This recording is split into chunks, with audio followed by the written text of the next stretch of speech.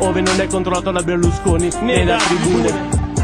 Di giudici pagati sotto banco, di politici che vanno a prostitute perché vanno sempre in bianco, di paesi che sta cadendo a pezzo dopo pezzo, dove la vita e la libertà di un... Well, 46 million of us obediently took the shot. And now 4,000 Americans are claiming damages from Uncle Sam amounting to $3.5 billion because of what happened when they took that shot. By far the greatest number of the claims, 2/3 of them, are for neurological damage or even death, allegedly triggered by the flu shot. We pick up the story back in 1976 when the threat posed by the swine flu virus seemed very real indeed. This virus was the cause of a pandemic in 1918 and 1919 that resulted in over 500,000 deaths in the United States, as well as 20 million deaths around the world. See how easy it is to... Thus, the U.S. government's publicity machine was cranked into action to urge all America to protect itself against the swine flu menace. Influenza is serious business. During major flu epidemics, millions of people are sick and thousands die. Well, this year you can get protection. The vaccines are safe, easy to take, and they can protect you against flu. So roll up your sleeve. Protect yourself. One of those who did roll up her sleeve was Judy Roberts. She was perfectly healthy, an active woman, when in November of 1976, she took her shot. 2 weeks later, she says, she began to feel a numbness starting up her legs. I joked about it at that time. I said I'll be numb to the knees by Friday if this keeps up. By the following week, I was totally paralyzed. So completely paralyzed, in fact, that they had to operate on her to enable her to breathe. And for 6 months, Judy Roberts was a quadriplegic. The diagnosis? A neurological disorder called Guillain-Barré syndrome, GBS for short.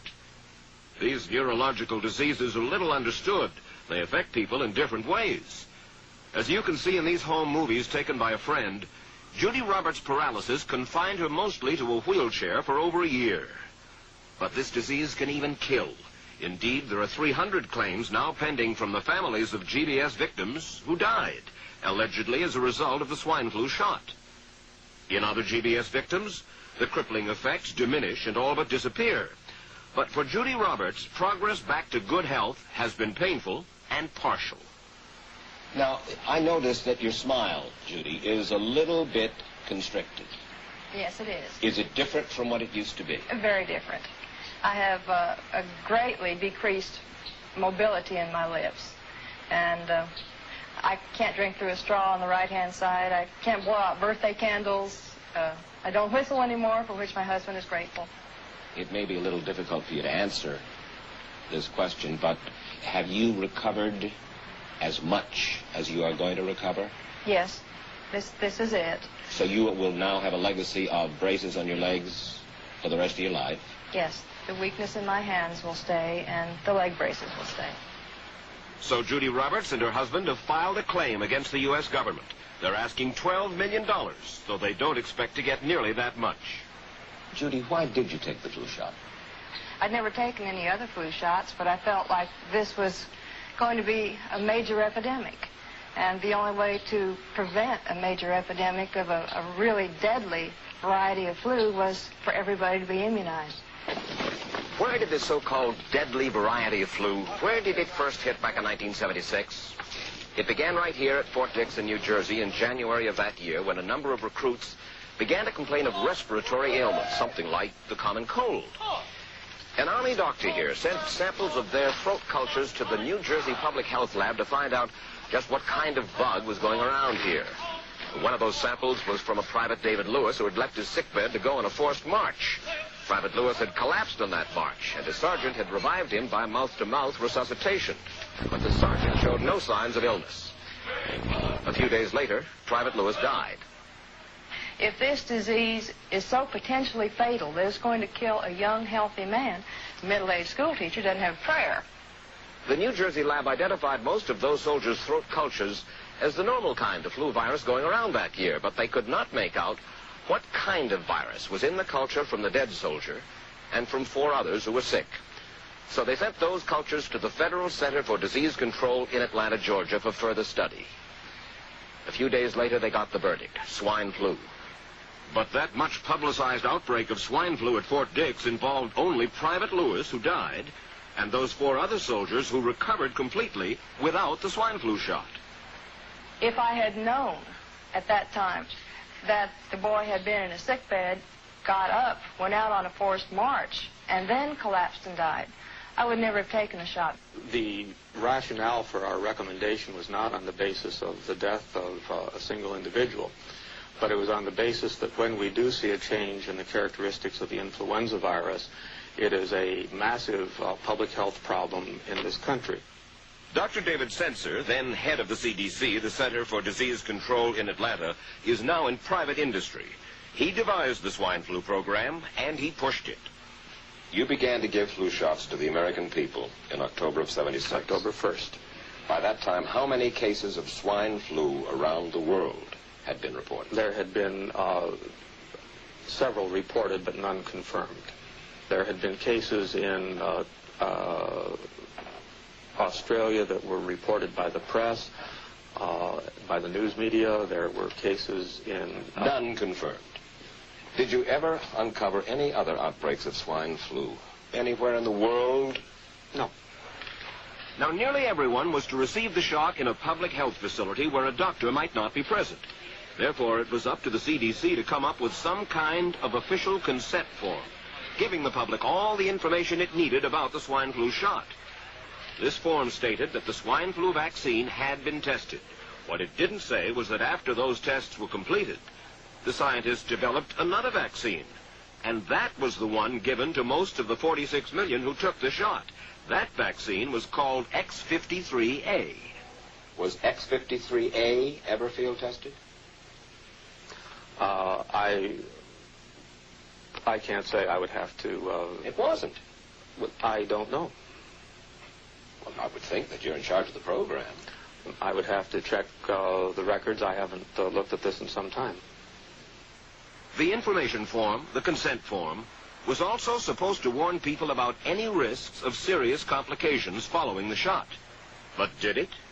No, I had never heard of any reactions other than a sore arm, fever, this sort of thing.